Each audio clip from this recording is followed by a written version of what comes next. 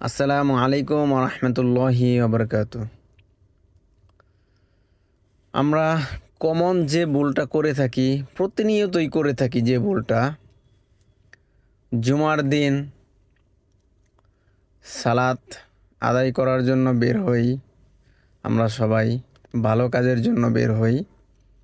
তো জুমার নামাজে আমরা বেশিরভাগ মানুষই সবার পিছে যাই, আর কিছু সংখ্যক মানুষ আছে যে তারা আগে যে বসে থাকে।